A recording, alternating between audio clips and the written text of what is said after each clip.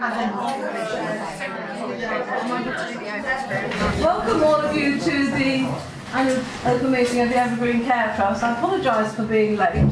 I thought it was 7:30, so I rushed out here very quickly to come and join you all. So anyway, welcome here, all of you. I'm very pleased to see you all here at the well. Shall we open in prayer? Dear Lord, we thank you for the Evergreen Care Trust, for Louise and all the many workers and volunteers. We pray that you will continue to watch over us in the coming years. We thank you for the excitement of moving into our new building. Be with us all as we get used to new places and new routines and new organisations. And we thank you, Lord, for all the many supporters and helpers you have blessed us with over the years. Amen. Amen. Louise.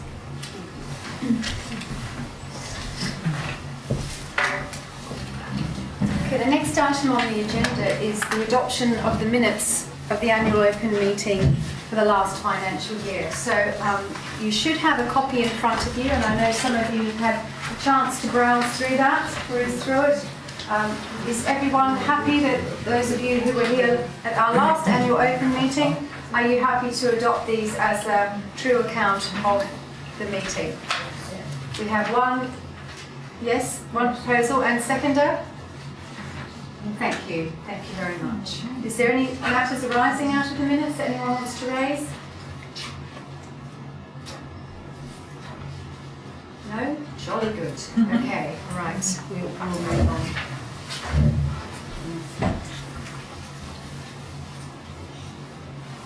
Okay. So if you could give us your C. Yeah, I'm just wondering whether we might have Derek. Would you like to come and give the financial report? We can have the chair's report after you. Is that all right? Yeah. If you'd like to come and stand. Well, can I just introduce Derek Brisk, who is our volunteer accountant and who has joined us fairly recently and has been a terrific blessing to our work and really easy to work with. He helps us to understand the finances, which I always personally find very, very helpful. And we're very grateful, Derek, to all that you do. So we'll hand over to you for the financial report. Thank you. Okay. Well, as you know, we're reporting on the Evergreen Care accounts for the year of 2015-16, which have been independently examined by Amanda Parry, ACCA, on a voluntary basis. Copies of the annual report are available if you want to delve into the details. What I thought I would do is just run through some sort of headline numbers. They're talking about income first of all. The income for the year was just over £511,000, which was some 13% higher than in the previous year. This total included income from paid-for services of just over £309,000, income from fundraising activities of just over £22,000, and additionally supported by donations of £179,000, including a substantial legacy. In the accounts, we have to distinguish between income that's restricted and income that's free. And in the year, the restricted income was just nearly £59,000, mainly for the Angels project. Looking at the expenditure side, the expenditure for the year was just over £510,000, which was some 16% higher than the previous year. I think both the income and the expenditure were higher because of the Angels project, which ran for a longer period in 15-16 than it did in the previous year. The biggest cost to the charity, the salary costs, they amounted to just over £442,000, and that represents something like 87% of all costs. The direct cost for paid-for services was £336,000. The cost of the free services, advocacy, etc., was £41,000, and fundraising, the cost of raising funds was just over £5,000. and the total support costs were £127,000. Taking the income and the expenditure, the operating surplus was only just slightly better than break even at £524. So it was a surplus, just. These financial results are just a representation of the performance of the charity. They're not in themselves. They are important because you need funds to survive, but they're just a recognition of the performance of the charity, and the trustees recognise that credit must go to the management and staff of the charity, both the employees and volunteers, for all their good work during the year. I'd just like to say a few words on the reserves. They're the money that we have in the bank at the end of the year. The 31st of March 16, the charity's reserves were just over £83,000, of which just under £4,000 was in the restricted fund. This level of reserves is very modest relative to the annual expenditure, in my experience of working with other charities. And the charity is very much dependent on generous donations from the friends, from local organisations and other individuals to continue to provide the much needed services and paid for, both free services and paid for services at reasonable prices. Finally, I'd just like to record my thanks to Susie, Wheatley and Carol for maintaining the day-to-day finances in 15-16, which I didn't find difficult to understand, so that says they've kept well. And also thanks to Amanda Parry for the external review, which is required by the Charities Commission. Thank you. Thank you.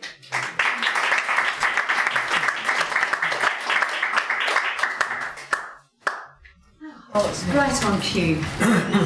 Being filmed walking in 20 minutes late. Unless I'm allowed to give the explanation why. Mark, you've come just at the right time, the time for your chair's report. You think that's the right time when I'm not ready?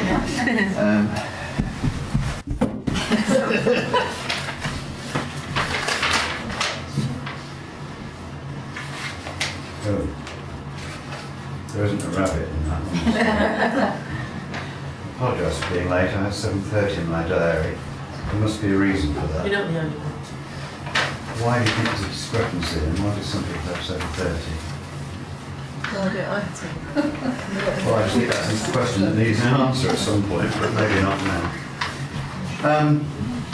2015 saw the 10th anniversary of the Evergreen Care Trust, a milestone which was celebrated in worship and with a party, and the last annual Evergreen Charity Ball was held. I do emphasise the last annual Evergreen Charity Ball. The year began with the Angels Project fully functioning under the care of Reverend Bob McCrill. It feels like history, isn't it? With support from local GPs and the ambulance service, which gave the hope that despite the slow start to building up membership, yet there was potential demand for the service following the loss of the managers from local authority sheltered housing. Sadly, the spoken support never resulted in sufficient practical help with referrals, and before much longer the start-up funding was exhausted without the Angels ever becoming self-sustaining. And so the service had sadly to come to an end. It's not the end of the story though.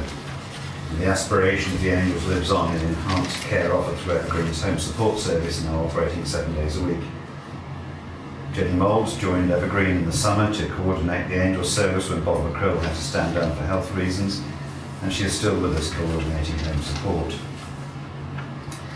Another major topic during the year was that of accommodation, and the recent move to Ship House began to be discussed as early as February 2015 against the background of impending redevelopment of the hospital site and great difficulty in finding adequate affordable space elsewhere.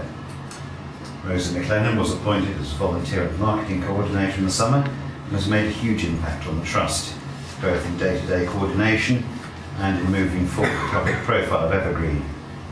A continuing issue, of course, has been that of funding, and that lies in part behind the magic of the marketing projects promoted by Rosie. But although the Lighthouse project was devised, we'll have to wait for next year's report to hear about its fabulous launching. Alternatively, you could just look at YouTube. There's no doubt we'll be able to do for tonight as well. A need was identified for someone to be specifically responsible for finance and operations, and we began to seek an appropriate person recognising that if they were successful, they would more than cover their own costs by bringing in more funding. A considerable amount of work was done by Trustee Tony Williams on converting the Trust to a charitable incorporated organisation, I think that's what it stands for, which had considerable advantages for the trustees and for the Trust, allowing Evergreen to act in a legal capacity separate from the interests of the individual trustees. 2015 closed with us recognising the need for about £50,000 more in annual donation income, and still looking for a finance and operations manager who, alongside Rosie, could help us to find this. And in March this year, we engaged Julia Harwell as a consultant to manage the Trust and Derek Risk as a volunteer to look after our accounts. And there, as the wooden tops might have said, we must leave them. Progress since then is a matter for your next chairman to report next year, either at 7 o'clock or at 7:30. On taste. It remains for me to urge that if you're a friend of Evergreen, don't forget to review a regular gift. I'll just tie a knot in my hanky to do that myself. And if you're not yet a friend, do please sign up. And if you have friends who can become, well, friends, invite them to sign up. The regular committed income is far more helpful to the trustees than the irregular, unexpected lump sums, welcome as those are. I do just need to trespass on next year's report, which I may or may not be giving, to say that among the many comings and goings of the current year, we are losing Susie Wheatley to retirement in December, and the trustees will say a proper farewell to her in due course. But we wanted to announce tonight that we're instituting in Susie's honour an annual award for outstanding service, because that is just what Susie's been given over her long involvement with Evergreen from its inception. And there may also be a little thing tonight.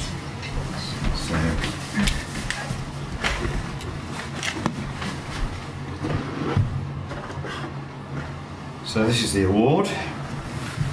The Suzanne Wheatley Award, because she's got a proper name, for outstanding commitment and service to the Evergreen Care Trust. And that will go to volunteers? Nominated Volunteer that we've determined has been outstanding.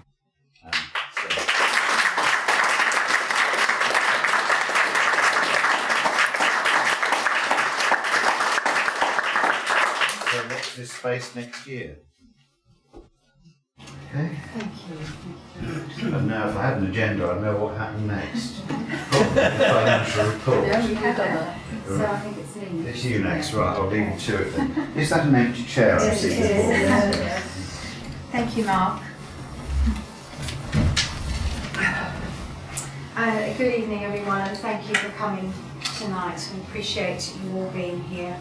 I'm not going to cover really what Mark has already covered, but I did want tonight to pay tribute to, firstly, our volunteers. You know, I never cease to be amazed by the enthusiasm and the commitment and the energy that our volunteers give to the work of the Evergreen Care Trust, and they are always a source of inspiration. And we are always very, very grateful for all that they contribute. And our army of over 200 volunteers quite simply mean that we can provide 8 of our 10 services free to those who need and use our volunteer services. And I just think that is phenomenal, something that we can be very, very proud of, and something to be so thankful and grateful for, because without the volunteers we just simply would not be able to do so much of what we do. And in in a wide range of ways make a real difference in people's lives. So just want to honour the volunteers and say thank you for all that you do. Secondly, I wanted to pay tribute to our wonderful staff. And the last financial year was a particularly challenging year in that with the cessation of the warden and scheme manager services with the local authority, and the launch of the Angel pilot, that had a huge impact on our team, not just in dealing with the distress and response that we had to make to the many, many people who contacted us when they suddenly discovered that they no longer had a warden service or a scheme manager service. We had to deal with that. We had to think about how could we respond. We had to think about planning and replanning, raising funds, and launching an angel service. And the whole team got behind the vision, and it was a really, really hard, very exciting, very rewarding year in many respects, but it was also a very heartbreaking year. Because when the service closed, we were very, very mindful of the many people who had come to rely on and benefit from the Angel service. So it was a tough year for us as a group, and I want to commend the service that the Angel team provided. I know Jenny is here with us, and she took over halfway through the pilot, did a sterling job, and thankfully continues to be with us as Home Support Coordinator. She moved from that role into Home Support incredibly well, and she brings a great deal to the team. Jenny works, as I say, with our Home Support team, and with Joy and Becky and Kirsty. They do incredibly good work. They work so hard with our 30 Home Support workers and over 200 Home Support members utilising the service across Stamford, Bourne, villages, and of course just more recently we're moving into the Deepings, but again that's for next year. But they work very, very hard and do incredibly important work, not just with our members and their families and their carers, but in supporting the Home Support team as well. So they do wonderful work, and we're very, very grateful for all that they do. We also have our reception staff, our three ladies, Judy, Mary and Diane, who are the front face of Evergreen, and between them cover our reception services and do a lovely job in presenting and promoting the Trust and being that front face for us. They do also very, very good work. And then we have our leads. We have Bob, our advocacy lead, Yvette, our befriending lead, again, who work very, very hard and do wonderful work with their members and also with families and carers and volunteers. They do tremendous work. So we also have, of course, Rosie, who's just joined the team, and she's doing fantastic work with marketing and with volunteer coordinating. She's not here tonight, but she's presenting at Toft Golf Club, promoting Evergreen there, and she's doing great work, and you'll hear more about what she's doing next year. And of course, Julie, who just nipped in before the end of the financial year, Julie Howland, our operations consultant. And so again, we look forward to reporting what will be accomplished in the next annual open meeting. We have a wonderful team, and I am very, very grateful and thankful for the terrific team that has come around, caught the vision, and does all that it can to support the community that we serve. We also have Carol, our finance lead, who began in reception and has moved into finance and is doing a terrific job there as well. And she's working with Derek, and it's really moving things forward in that respect as well. So, you know, when I think about my team, I think, wow, I'm so wonderfully blessed for all of them. So I just want to say a big thank you to all of you. Keep up the good work, and we look forward to what this next year brings us. And finally, of course, I want to just pay tribute to Susie, if I can get it out. You know, Susie and I teamed up right at the beginning, and I honestly believe that when I felt the call to set up the Evergreen Care Trust and I left social services, I was hanging on to a promise that God would supply everything that we needed to do the task, and He would supply the right people to come and help. And He very quickly teamed me up with Susie. And you know, there's a truth that says when there's unity, and when there's togetherness, when there's a singleness of purpose, that God is active in that situation, that there is a life and an energy and a creativity that is God-breathed. And I have always sensed that with Susie and I. And we've laughed together easily, we pray together easily, and when we actually sit down and work on a piece of work, it happens quickly with energy and creativity that we know is really quite special. And I know that the Trust would not be what it is today without Susie's support and all that she has contributed and given to the work. God alone knows what it's cost her, and one day I'll write a book and the stories that we know of God's faithfulness and His goodness, and the encouragement and the inspiration He's given us when at times we felt a bit alone. But it's been a wonderful journey with you, Susie, and I thank God for all that you've come to mean to me personally and professionally, and for what you've helped establish, and what I hope will continue to grow on the foundations that you and I have been a part of, and everyone else that you brought in to that as well. So I'm personally very grateful to you, and I just pray that this new chapter of your life will be everything that you hope and want it to be, and that all of the plans that you have will all eventuate, and that you will enjoy a great list. You should see the list this girl has of things that she wants to do and wants to be. So we pray God's blessing on all of that, and thank you for everything that you've done. And this award, I think, Susie said to me, this will be my last day OM, and I thought, no, it's not. Because we would hope that you would come back and present the award to the volunteer who will be nominated and who will win your award, and that will be a part of ongoing history, and you so rightly deserve it. You might have to write the notes next time. Which you might not have to take the notes. So Susie, thank you. God bless you.